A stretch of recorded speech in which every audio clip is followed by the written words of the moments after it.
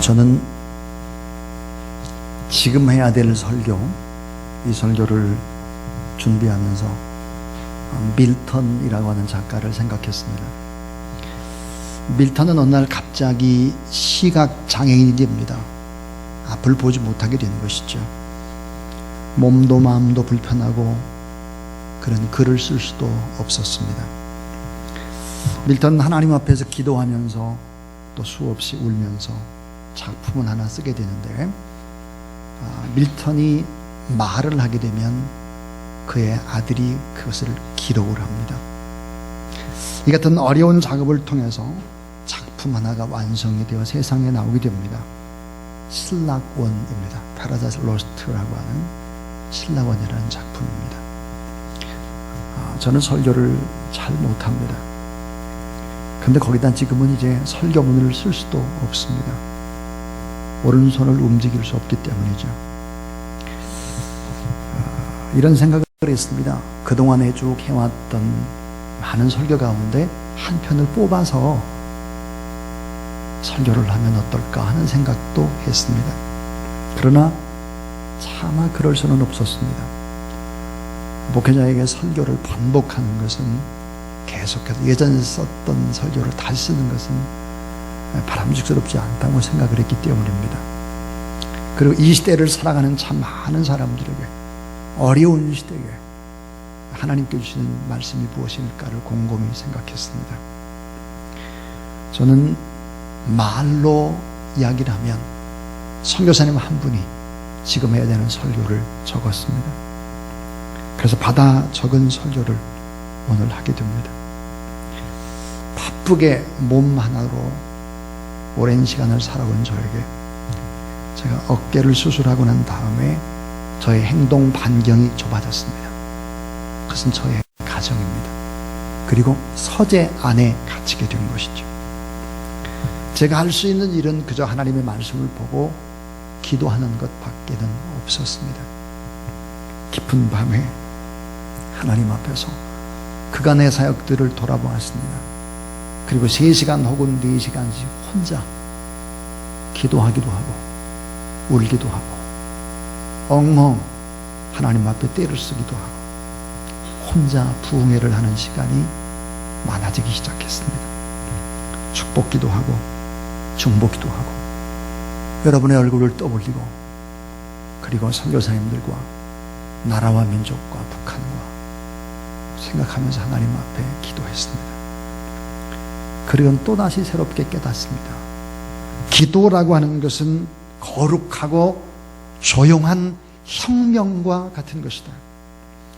기도는 사물을 변화시키는 것이 아니라 사람을 변화시키는 것이고, 것을 변화시키는 것이 아니라 사람의 속을 변화시킬 수 있는 것이다. 기도는 상처를 주지 않고 사람들을 아름답게 만드는 하나님의 능력이다. 피 흘리지 않는 혁명, 파괴하지 않는 건설, 그것은 기도를 통해서만 가능한 일인 것을 다시 깨닫게 됩니다. 하나님 앞에 기도할 수 있다면 그것은 곧 하나님의 사역이 된다는 사실들을 알게 되었습니다. 이제 저는 진정한 축복의 회복이라는 제목으로 하나님의 말씀을 전하겠습니다. 여러분, 이순신 장군 그 화려한 전적만을 생각하는 분들이 있습니다. 그러나 이순신 장군은 참 많은 고난과 실패를 수없이 경험한 분이죠. 이순신 장군에 관한 글을 한번 읽어보겠습니다. 집안이 나쁘다고 탓하지 말라. 나는 조부 때부터 침체되는 집안에서 살아나 할아버지가 조광조의 역적 일파로 간주되어 아버지도 간직에 나가지 못했다. 몰락한 가문에서 태어나 고난과 가난 때문에 나는 외갓집에서 살아났다. 결혼 후에는 처가살이를 10년 이상 해야 했다. 머리가 나쁘다 말하지 말라. 나는 문과에 6번 낙방을 했고 32살의 나이에 무과에 겨우 급제를 했다. 출발이 너무 늦은 것이다. 좋은 직위가 아니라고 불평하지 말라. 나는 14년 동안 변방 오지의 말단 수비 장교로 돌았다. 지금의 중국 훈춘과 함경북도 두만강 하구인 녹둔도에서 여진족의 습격을 당해 패전의 책임으로 장형과 감옥에 갇힌 뒤에 백의종군했다. 그러나 그것은 험난한 순탄치 않은 관직 생활의 시작일 뿐이었다.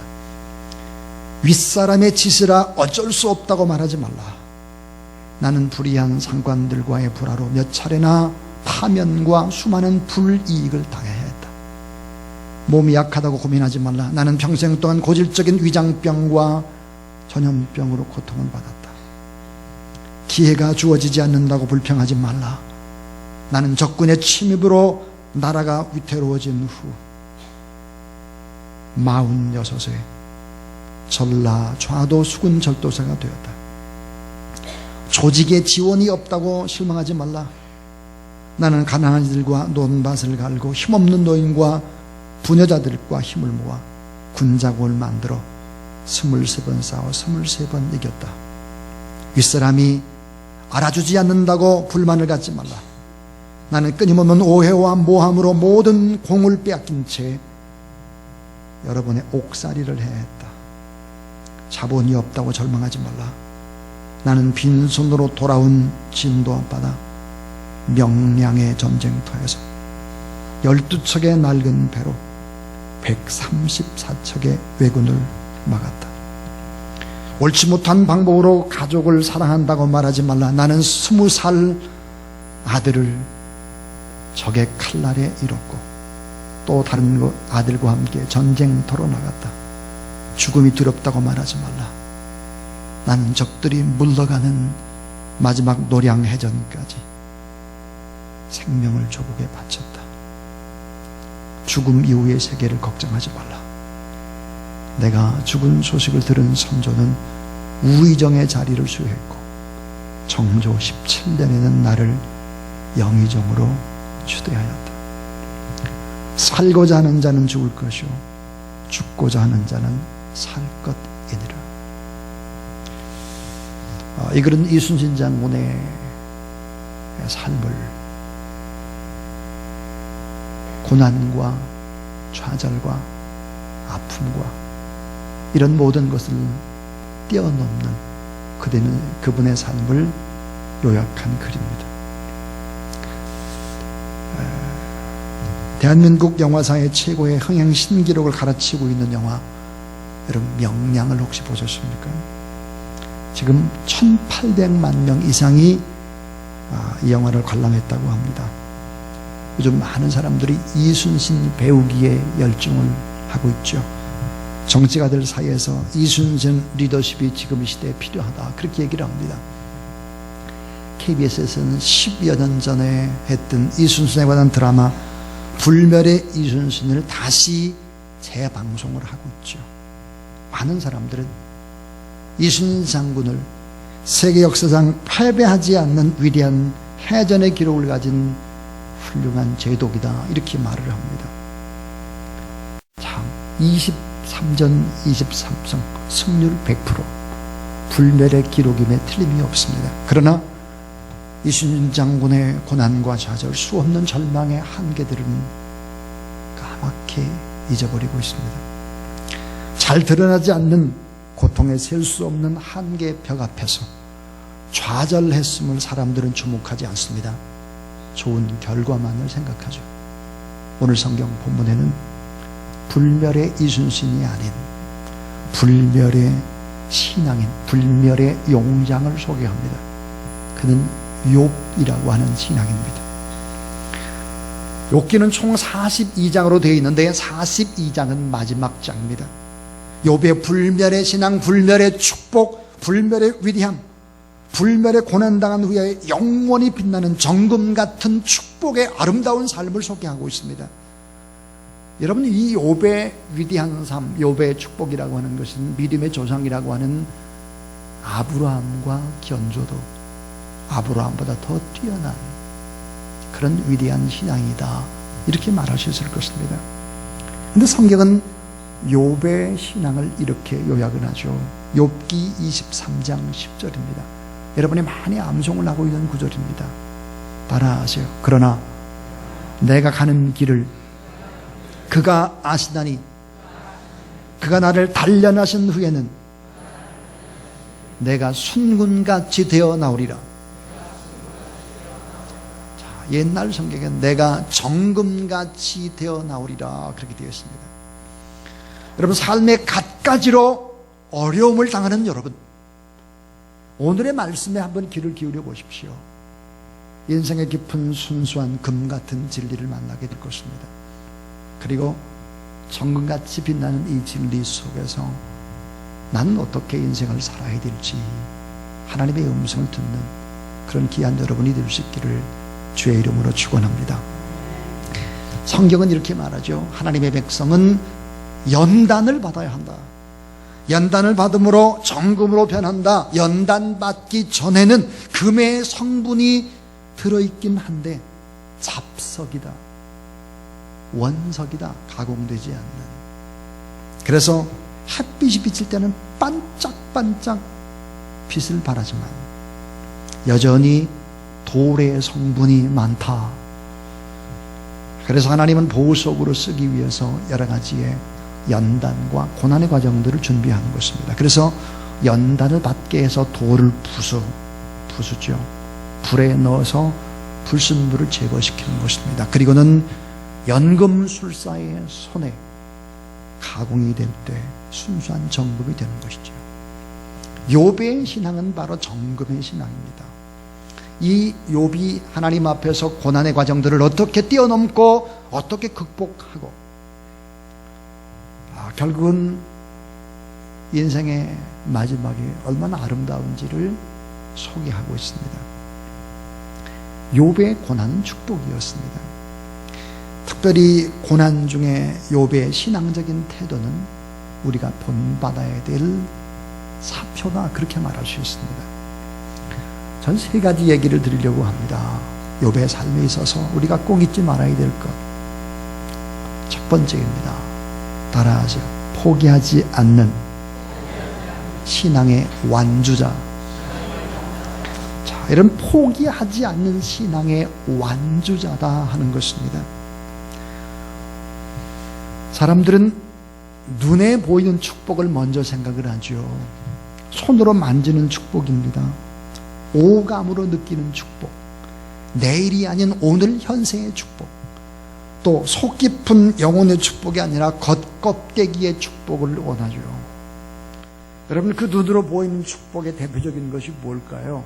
그것은 바로 물질의 축복일 것입니다. 또 하나는 건강의 축복이죠.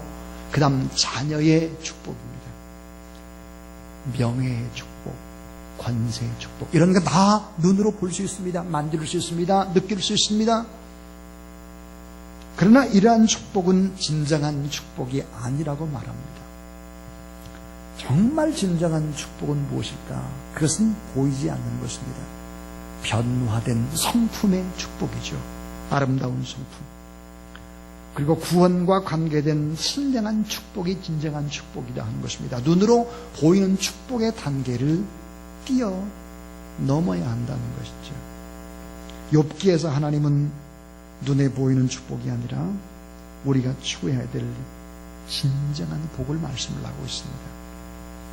욥은 갑작스런 환난으로 가축을 잃고 종을 잃습니다. 모든 재산을 다 잃습니다. 이 갑작스러운 환난으로 그 소중했던 10명의 자녀를 모두 다 잃어버립니다. 욥은 그동안 쌓아왔던 명예를 잃어버리고 신용을 잃어버리고 사회적 지위를 다 잃어버립니다. 건강마저 잃어버리고 사랑하는 아내도 그를 저주하고 그 곁을 떠나갔습니다. 욥은 맨 땅에 앉아서 기왓장으로 자기 몸에 바로 악창이 나 있는 곳, 그것을 긁고 있었습니다. 그러니까 모든 눈에 보이는 행복의 요소를 다 잃어버렸죠. 모두 다 완전히 잃은 것입니다. 사랑하는 주사랑 가족 여러분, 여러분이 만약에 욥처럼 되었다면 여러분은 어떻게 반응을 할 것 같습니까? 온전한 신앙이 없다고 하면 아마 미치든지 자살을 하든지 아니면 분노해서 남을 하든지 극단의 행동을 서슴지 않았을 것입니다. 그러는 욥은 미치지도 않았고 자살하지도 않았고 남을 행하지도 아니했습니다. 여러분, 10명의 자녀를 다 잃었다라고 생각을 해보죠. 그 인생의 고통을 어떻게 이겨냈을까요? 혹시 여러분, 자녀를 먼저 하나님 나라에 보낸 그런 어머니 아버지가 계십니까? 저는 저의 어머님의 모습, 저의 형님과 저의 누님을 잃어버린 두 자녀를 잃은 어머님의 모습을 보면서 자라왔습니다. 또 하나 6.25 전쟁통에 죽어간 두 시아주버니, 그러니까 저희 큰아버지 두 분이 돌아가셨습니다. 아끼고 사랑했던 조카를 월남 전쟁에서 잃은 어머니의 삶을 보았습니다. 특별히 저의 둘째 형과 저의 누님이 제가 태어나기도 전에 하나님 나라에 갔죠. 그러니까 첫 번째 형과 저와의 나이 차이는 9살입니다. 저는 저의 어머님의 모습 속에서 삶과 죽음, 그것이 하나라고 하는 사실들을 눈으로 볼 수 있었습니다. 여러분, 삶을 사랑한다는 것이 쉬운 일이 결코 아니죠. 인생은 내 뜻대로 되는 것이 거의 없습니다. 하나도 없죠. 사랑하는 여러분, 욥은 어떤 마음으로 살았을까요? 인생은 어떻게 이 어려움을 극복해냈을까요? 하는 거예요.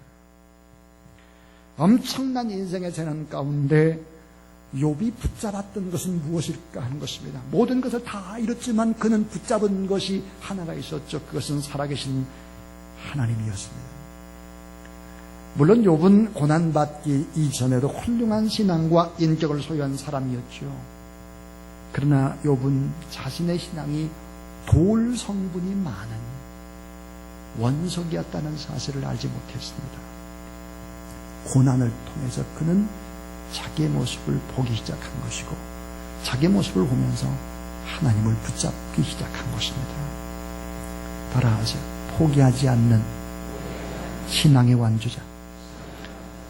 끝까지 하나님을 믿고 인생을 살아내는 사람, 하나님의 시간, 하나님의 때 믿고 기다리며 참고 하나님 앞으로 나가는 사람, 이런 사람이 누구일까?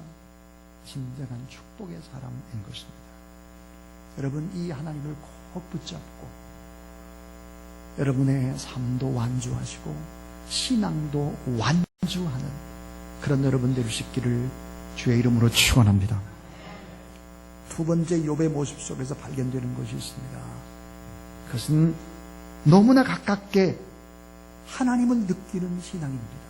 너무나 가깝게 하나님을 구체적으로 만난 것입니다. 욥기 42장 5절에 보니까 내가 주께 대하여 귀로만 듣기만 하였사오나 이제는 눈으로 주를 배움나이다. 여러분 따라하세요. 이제는 눈으로 주를 배움나이다. 예전에는 남이 하는 소리 귀로 들었다 이거예요. 그런데 하나님의 일하심과 하나님의 살아계심과 하나님께서 구체적으로 간섭하심을 눈으로 본다. 고난받기 이전보다 고난받은 이후에 하나님과 더 가까워졌다라고 하는 것이죠. 이 고난받은 후에 욥은 두 가지가 변했습니다. 하나는 하나님과 더 가까워진 것입니다. 또 하나는 사람들을 깊이 이해하게 된 것이죠. 자, 고난받기 전에 하나님은 멀리 계신 분이었습니다. 나와 별 상관이 없는 분. 마치 다른 사람의 하나님인 것처럼 보였죠. 아브라함의 하나님, 이삭의 하나님, 야곱의 하나님. 그러나 그것이 나의 하나님인 건 잘 몰랐습니다. 그런데 하나님을 직접 만난 거예요. 삶의 모든 문제를 푸는 열쇠가 하나님 앞에 있다는 사실들을 그는 알게 된 것입니다. 귀로만 듣던 하나님이 이제는 눈으로 볼 수 있게 됐다. 너무 가깝게 느껴지고 나의 기도를 들으시고 나의 안고 일어섬을 하시고 나의 깊은 고민과 한숨과 나의 작은 신음도 다 아시는 그것을 알게 된 것입니다. 깊은 밤에 소송되며 아파하는 마음과 염려와 앞날의 두려움과 이 모든 것들을 다 하나님이 알고 계신다는 사실을 믿으시기 바랍니다. 저의 핸드폰에는 한 5,000명쯤 되는 사람들의 이름과 전화번호와 주소가 담겨져 있습니다. 한 5,000명쯤 되는데 삶의 어려움을 만났을 때 내 마음을 다 이야기할 수 있는 사람은 거의 없습니다. 사랑하는 여러분,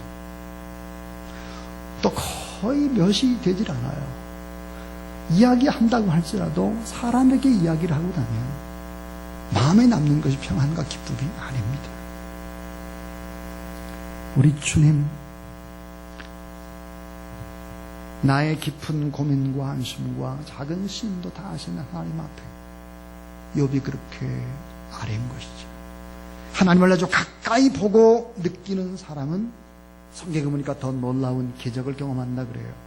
욥기 19장 25절부터 26절에 보니까 내가 알기 전에는 나의 대속자가 살아계시니 마침내 그가 땅 위에 서실 것이라.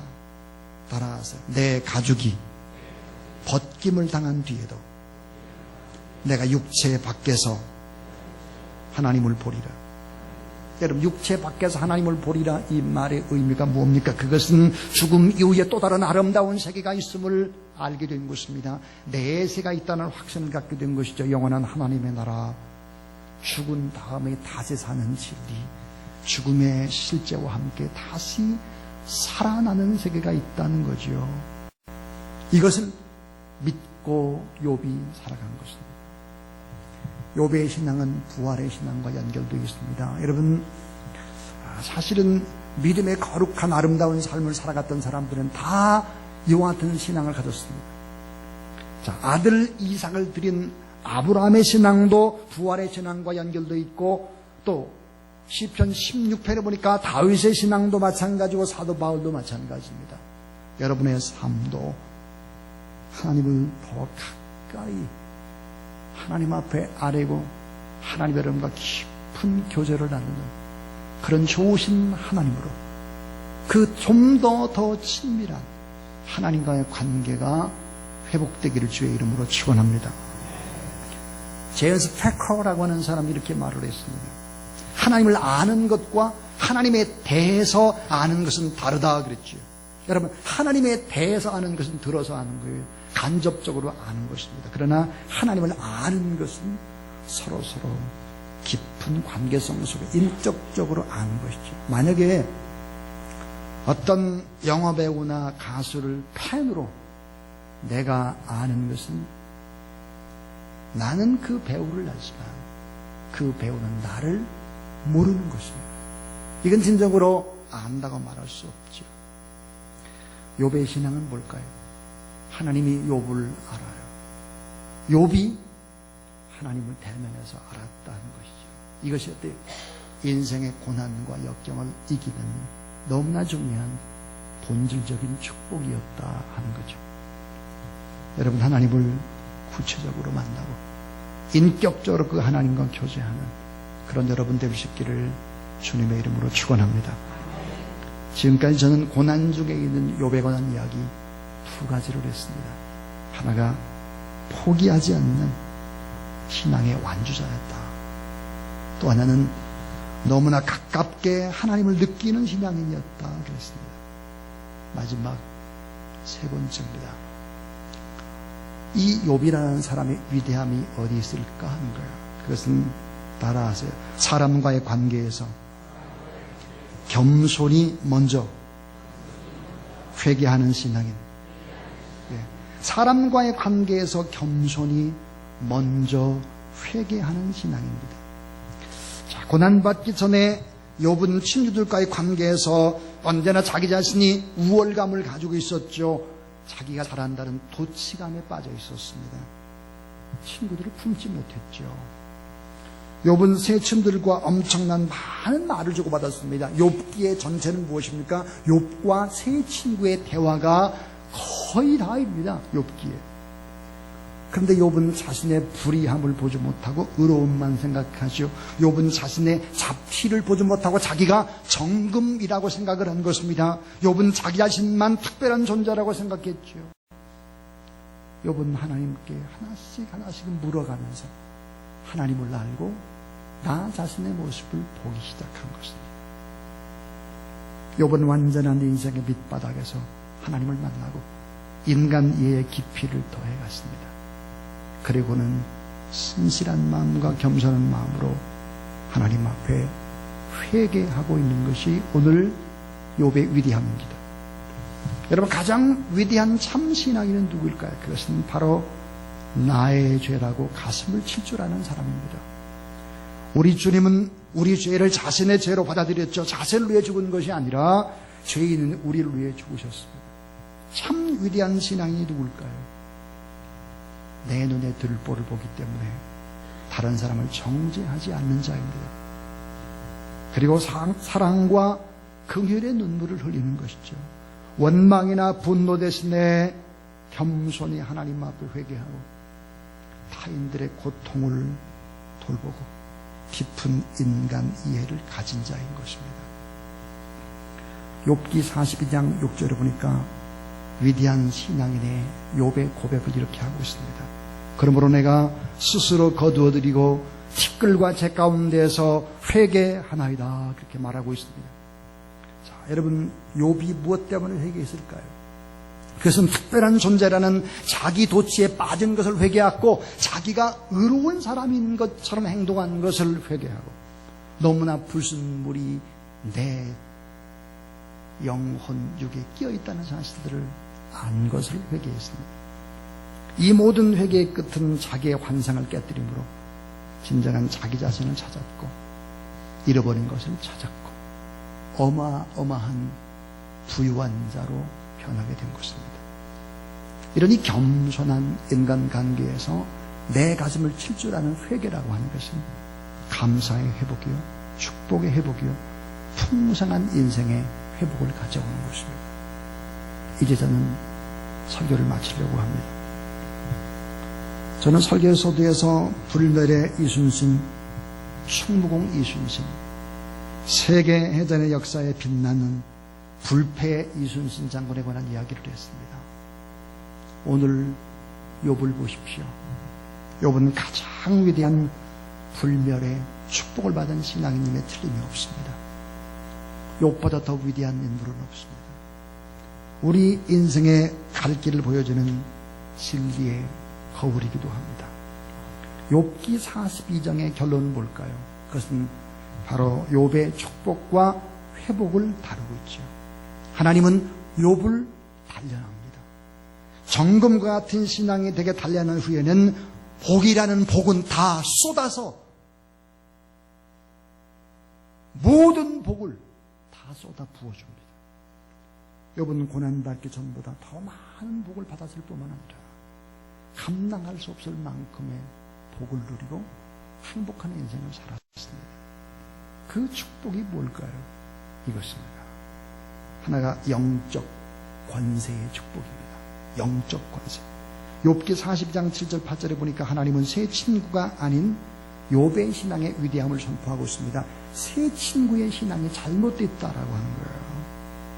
자, 이 새 친구는 욥에게 너무나 큰 죄를 저질렀다는 거예요. 비판하고 정죄하고 세상적인 지식의 잣대로 합리와 이성의 틀로 고난받는 욥을 죄인 취급했다. 새 친구는 너무나 큰 죄를 범한 사람들이다, 이렇게 말합니다. 그래서 하나님은 욥의 새 친구에게 숫송아지 7과 순양 7을 제물로 드리라고 말합니다. 여러분, 우리가 알아야 될 것은 숫송아지 7과 순양 7은 상당히 큰 죄를 범한 죄인들이 그 죄를 용서받기 위한 제물입니다. 큰 범죄를 저지른 것입니다. 그런데 하나님은 욥의 새 친구에 대해서는 진노했지만 욥에 대해서는 너무너무 기뻐하셨죠. 이렇게 말씀을 합니다. 욥이 드린 제사와 기도를 따라하세요. 여호와께서 기쁘게 받으셨더라. 다시 말하면 하나님은 욥에게 제사장의 직위를 다시 회복시켜 주셨다. 영적인 권세를 회복시켜 주셨다. 다시 말하면 욥이 기도하면 하나님이 다 들으셨을 뿐만 아니라 욥이 다른 사람을 위해 축복할 때 그 축복의 기도도 하나님께서 다 들어주셨다라고 하는 이런 권세의 회복입니다. 또 하나는 따라하세요. 눈으로 보이는 축복의 회복. 자, 눈으로 보이는 축복도 나쁜 것이 아니라는 거예요. 나쁜 것이. 영적인 권세를 가진 자에게는 이 눈으로 보이는 축복도 아름다운 것이라고 말하죠.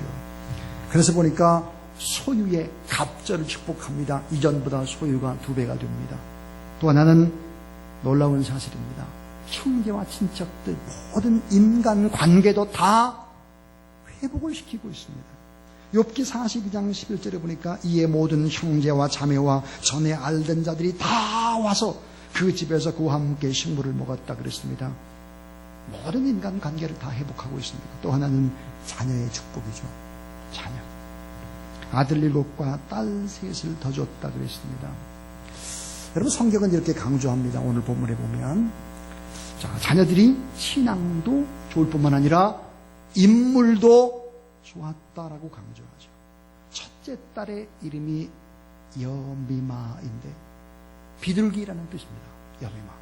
둘째 딸은 구시아인데 향나무라는 뜻이죠. 향나무. 이런 팔레스타인 지방의 향나무는 너무 귀한 나무입니다. 셋째 딸은 게렛 합북인데 화장품이라는 뜻입니다. 화장품. 자, 그러니까 신앙도 좋을 뿐만 아니라 인물도 뛰어나고 너무 이뻤다는 거예요. 자, 여러분, 예수 그리스도를 믿는 하나님의 사람은 이런 생각을 하면 안 돼요. 예를 들어서 신앙 참 좋은 사람들 보니까 얼굴이 못생겼더라, 이런 말. 참 신앙은 엉망인데 얼굴은 너무 이쁘더라, 이런 말. 이게 다 틀린 말이에요. 하나님의 사람은 어때요? 신앙도 좋고 잘생기기도 하고 복덩어리가 되는 것입니다. 이런 하나님의 축복의 법칙이 여러분의 자녀에게도 그대로 임하게 되기를 주님의 이름으로 축원합니다. 그런데 마지막 3번째가 진정한 축복이죠. 마지막, 자, 영적 권세의 축복과 눈으로 보이는 축복의 회복과 거기에 더불어서 더 중요한 축복이 있습니다. 그것은 뭘까요? 따라하죠. 축복의 황금기를 보내는 행복. 축복의 황금기를 보냅니다. 축복의 황금기를 어떻게 보낼까 하는 거예요. 오래오래 건강하며 장수했다, 이렇게 얘기를 할 뿐만 아니라 여러분 1대, 2대, 3대가 아니라 4대의 자손을 보았고, 그리고는 놀라운 사실은 그 모든 것들을 자기 것이라고 생각하지 않고 나누고 베풀게 된 것이죠. 자, 여러분, 모든 것을 다 잃었습니다. 10자녀를 잃었습니다. 소유를 잃고 명예와 권세를 잃었습니다. 하나님의 은혜로 새롭게 얻고 새롭게 회복하고 새롭게 주와 함께 누리는 모든 것은 내 소유일 수가 없습니다. 내 것이 아닙니다. 그러므로 나누는 것이죠. 나누니까 사람들이 모여드는 것입니다.